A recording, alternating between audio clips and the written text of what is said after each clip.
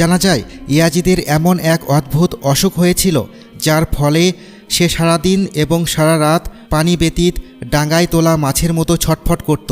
সে পেট ব্যথা ও অন্ত্রের সংকোচন যন্ত্রণায় ভুগতে থাকত।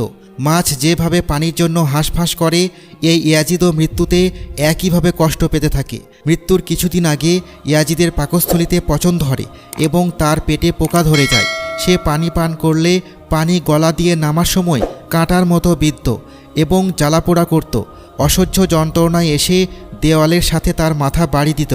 তার রাজপ্রাসাদের লোকেরা এই অবস্থা দেখে এই কথা বলতো, এই আজাব হুসাইন ইবনে আলীকে তৃষ্ণার্ত রাখার কারণেই হচ্ছে।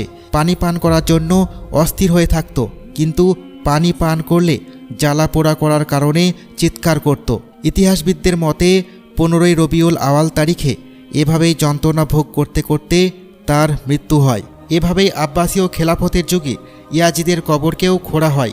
আব্বাসীয় খলিফা চেয়েছিলেন তিনি ইয়াজিদের লাশ কবর থেকে বের করে তার লাশ শুলিতে চড়িয়ে দিবেন। তাই ইয়াজিদের মৃত্যুর 65 বছর পর তার কবর খুঁড়ে তার লাশ বের করা হয়।